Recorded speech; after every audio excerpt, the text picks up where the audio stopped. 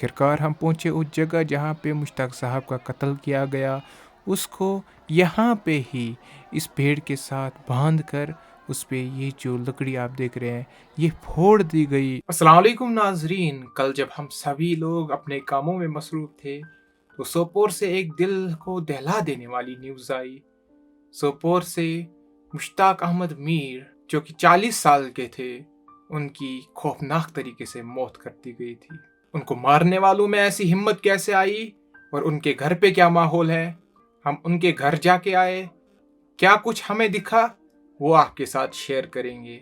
लेकिन स्टोरी पर आने से पहले ये समझना ज़रूरी है कि क्या हम में थोड़ी सी भी इंसानियत नहीं बची, क्या हमारा दिल ऐसे वाक़ात से हिल नहीं जाता, ऐसे इंसान के साथ जिसकी उंगलियां काट दी जाती हैं, जिसके सर पर ऐसे वार किया जाता है, जिसके बाजू तोड़ दिए जाते हैं और वो बेचारा अंधेरी रात में चिल्ला भी नहीं पाता क्योंकि उसका मुंह बंद कर दिया जाता है। ये कितना खौफनाक मंजर हुआ होगा उस मुश्ताक अहमद के लिए जो खुद 3 बेटियों का बाप है, जो लोगों की खुशियों में तो खुशियां मनाता था लेकिन लड़ाई झगड़े से हमेशा दूर रहता था, जिसके गाँव में जाके हमने देखा कि गांव वाले उसकी कितनी तारीफें कर रहे थे।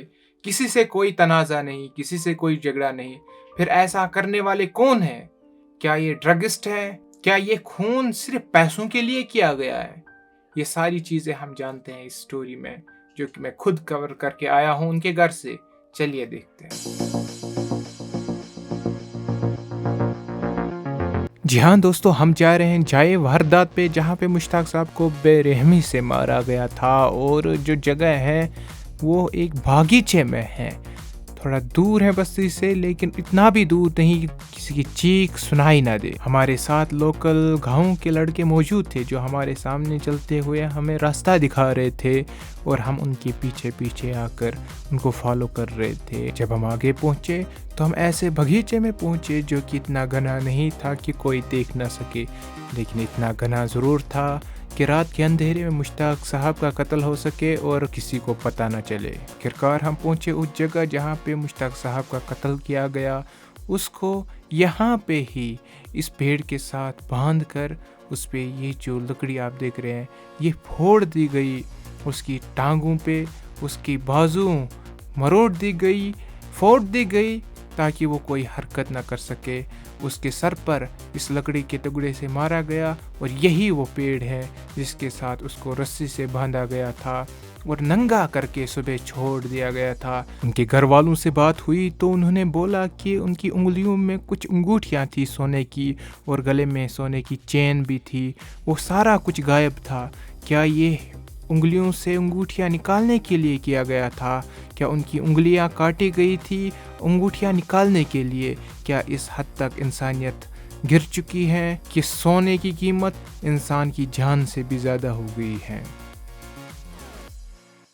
जी हाँ, ये वही गांव था जिसमें कल तक मुश्ताक अहमद मीर साहब हंसते हुए सड़क पर से चढ़ रहे थे। अपनी छोटी बेटी को बोला कि आप घर जाओ, मैं अभी आता हूँ, लेकिन वो अभी तक नहीं आया और वो अभी कब्र में सो रहे हैं। क्या आप नहीं चाहते कि इन खूनियों को सजा मिले? अगर चाहते हैं तो इस वीडियो को शेयर करके उन सबको ये पैगाम पहुंचाइए जो कि इसकी इन्वेस्टिगेशन कर रहे हैं, ताकि इसकी इन्वेस्टिगेशन थ्रूली हो सके और कातिलों को कड़ी से कड़ी सजा मिल सके। मैं ये बातें सिर्फ वीडियो बनाने के लिए नहीं कह रहा हूँ, बल्कि मैं खुद वहाँ पे गया हूँ और उनके घर वालों पे जो बीती है मैंने वो खुद अपनी आंखों से देखी है।